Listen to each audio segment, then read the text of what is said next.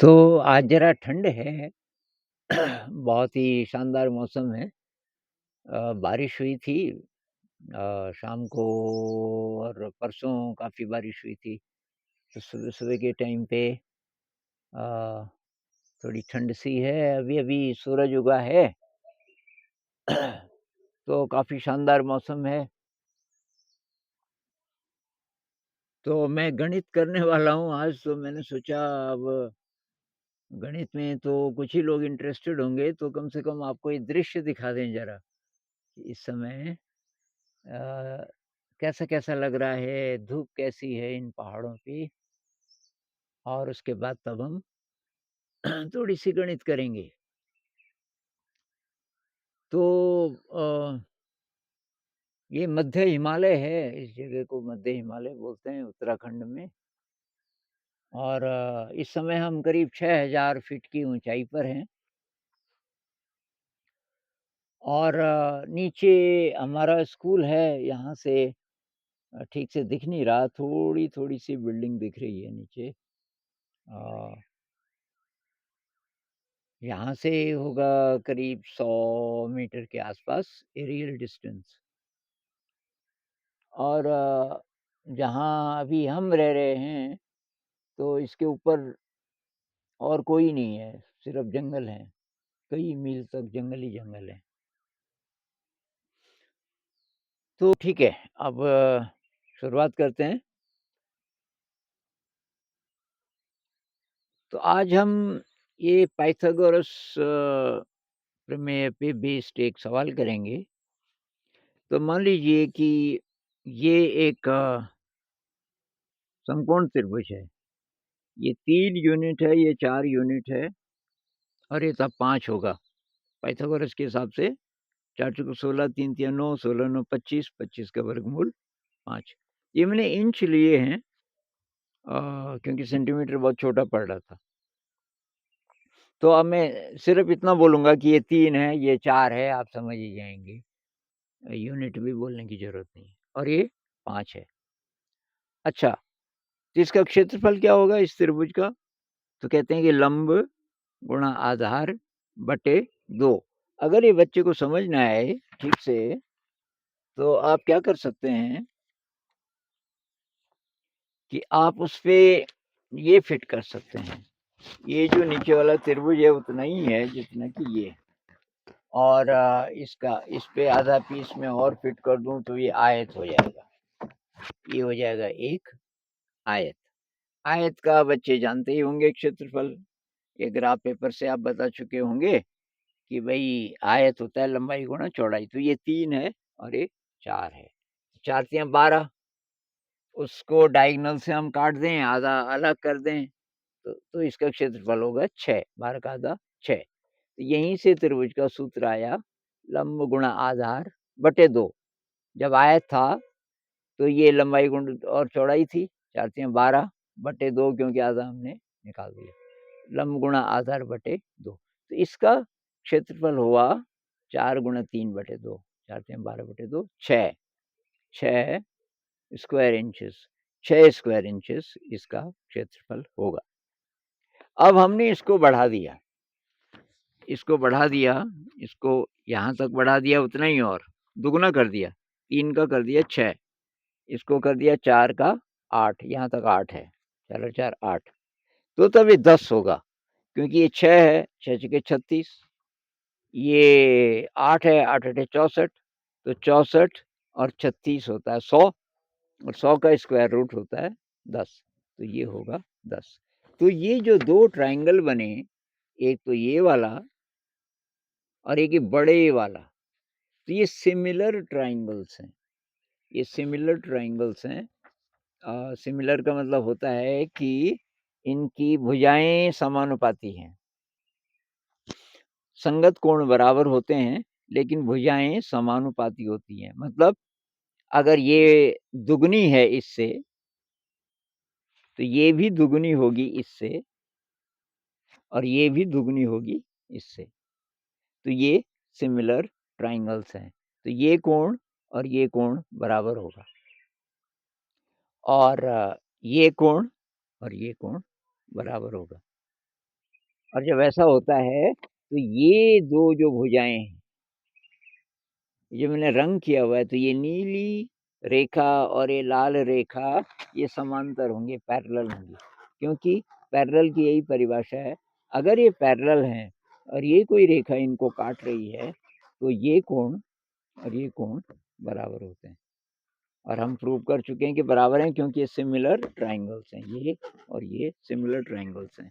हम चाहें तो थोड़ा बड़े वाला ले सकते हैं, हम इसको ले सकते हैं। तो ये है हमारा ये बड़े वाला त्रिभुज, और ये था हमारा छोटे वाला त्रिभुज। इन दो को अगर हम लें और तब हम देखें कि ये संगत कोण कितने कितने हैं, तो ये कोण और ये कोण तो समकोण है ही, और ये ऊपर का अगर ये x है तो ये भी x होगा, और ये अगर 90 माइनस एक्स है तो ये भी 90 माइनस एक्स होगा। ये सिमिलर हैं, तो सिमिलर हैं तो ये जो दो रेखाएं हैं, ये और ये, तो ये होंगी समांतर।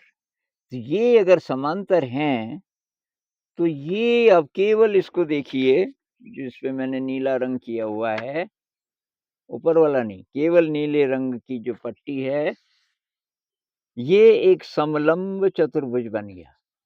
समलंब का मतलब होता है कि ये दोनों पैरेलल हैं, और कोई भी हम यहाँ से यहाँ लंब खींचेंगे तो बराबर होगा, क्योंकि समांतर हैं तो बराबर होगा।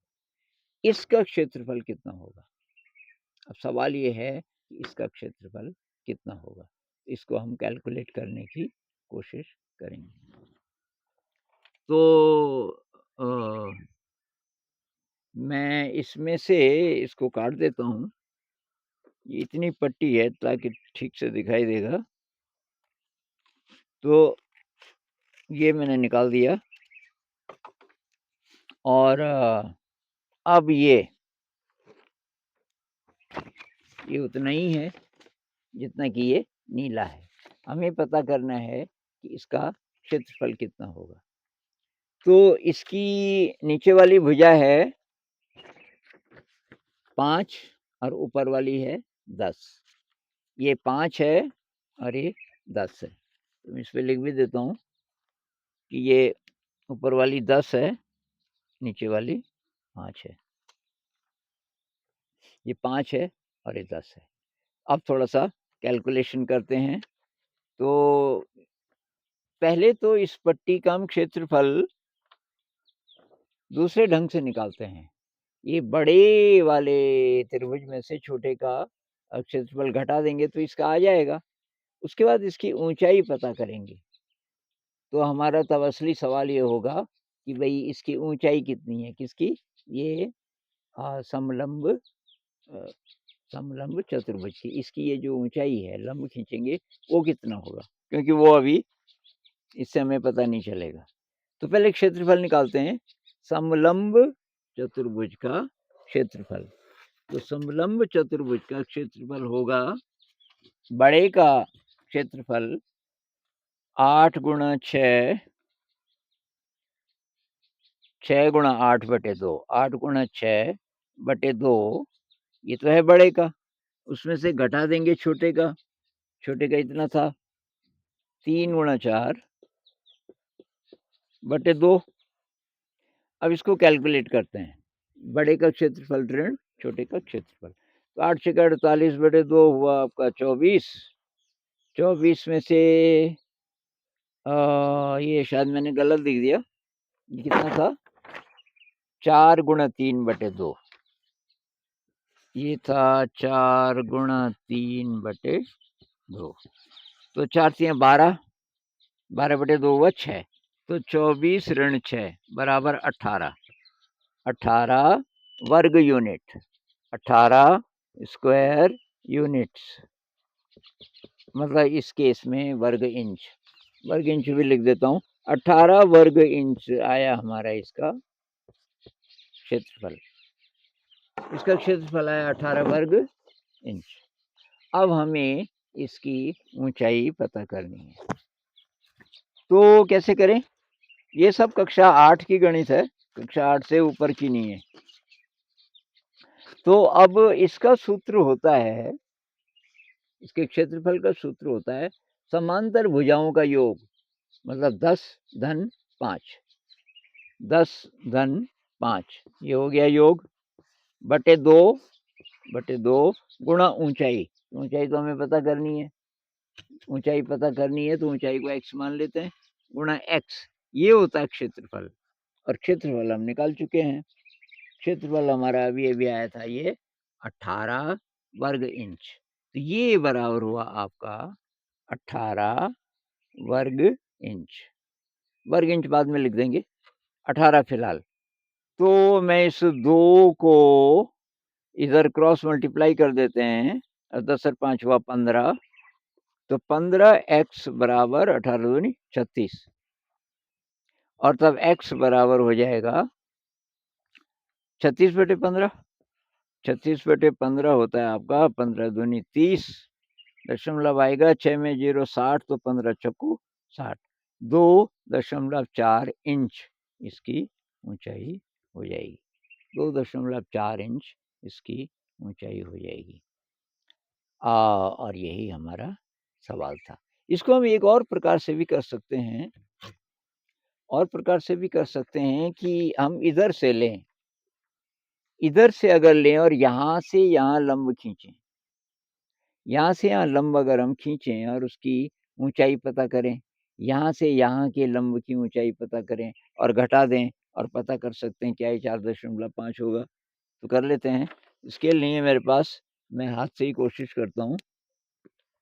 तो ये मैं लंब खींच रहा हूँ, तो मान लीजिए कि ये लंब खींचा साहब मैंने, इतना तो हरा और बाकी मैं उसको लाल कर देता हूँ। ये कौन सा है? गुलाबी। ये भी समकोण है और ये भी समकोण। ये लंब है साहब, ये मैंने लंब डाल दिया। तो आधार अगर हम इसको माने तो बड़े का क्षेत्रफल क्या होगा? तो बड़े का क्षेत्रफल होगा आधार गुणा लंब बटे 2। तो 10 गुणा लंब को x मान लेते हैं, यहाँ से यहाँ x बटे 2, ये इसका क्षेत्रफल होगा। क्षेत्रफल हमें पता है बड़े का क्या है, ये 6 गुणा 8 बटे 2 मतलब 24। तो ये 24 के बराबर होना चाहिए। तो 2 पंजे 10, 5x बराबर 24 और x बराबर 4.8। ये जो पूरा लंबा आया वो आया आपका 4.8। कहाँ से लेके कहाँ तक? यहाँ से लेके यहाँ तक। अब ये छोटा हरे वाले का पता करते हैं, तो इधर से पकड़ते हैं इसको। तो ये जो ऊपर वाला त्रिभुज है, इतना वाला आधार इसको माने ये 5 है, तो 5 गुणा इसको y मान लेते हैं। तो 5 गुणा y बटे 2, 5 गुणा y बटे 2। मेरे पास और कागज है नहीं, मैं इसी से कर लेता हूँ। 5 गुणा y बटे 2 बराबर है, छोटे का क्षेत्रफल कितना था? 4 3 12, 12 बटे 2 6 ऐसे। तो 5y बराबर 12, तो y बराबर हो जाएगा 12 बटे 5। 12 बटे 5 बराबर 5 दूनी 10 और 2 20, 5 चौको 20, 2.4 इंच। और ये 4.8 इंच। मतलब यहाँ से यहाँ हमारा आया, यहाँ से यहाँ आया, मैं ऐसे पकड़ता हूँ इसको, यहाँ से यहाँ आया 4.8 और यहाँ से यहाँ आया 2.4। तो फिर ये कितना होगा जो बाकी बचा? घटा देंगे। तो इतने में से 4.8 में से हम 2.4 घटा देंगे तो 2.4 आएगा। मतलब ये जो लंब है, ये लंब होना चाहिए 2.4। लंब हमारा होना चाहिए 2.4 इंच। और हमारा ये भी आया था 2.4 इंच। तो दो तरह से हमने इसको प्रूव कर दिया। एक तो ये, और दूसरा जब हम त्रिभुज का क्षेत्रफल बता रहे थे बच्चों को, तो बहुत बार वो पीछे का भूल चुके होते हैं। तो जब हम बोल रहे थे कि इसका क्षेत्रफल कितना होगा, लंब गुणा आधार बटे 2, हालाँकि सूत्र तो बच्चे रट लेते हैं, लेकिन अगर बहुत दिन हो गए, आपने प्रैक्टिकल से कभी कराया होगा, पर बहुत दिन हो गए, तो आप क्या करो कि एक आयत बना दो कि भई ये त्रिभुज है और इस पे उतना ही बड़ा अगर हम एक और चिपका दें, तो ये आयत बन जाएगा और इस आयत का आधा है ये वाला। तो आधा हम जब निकाल देंगे, तो ये जो बचेगा, ये आयत का आधा होगा और आयत का है 3 चौको 12, उसका आधा लंब गुणा आधार बटे 2। तो ये मुझे लगा एक इंटरेस्टिंग चीज़ हो सकती है। कक्षा 8 में इस तरीके से आप अगर कराओ, शुरू में अगर आप अचानक कराओगे तब तो मुश्किल लगेगा।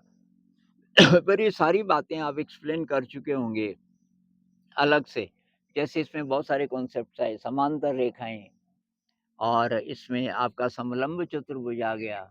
इसमें आपके सिमिलर ट्रायंगल्स आ गए, तो ये काफ़ी इंटरेस्टिंग।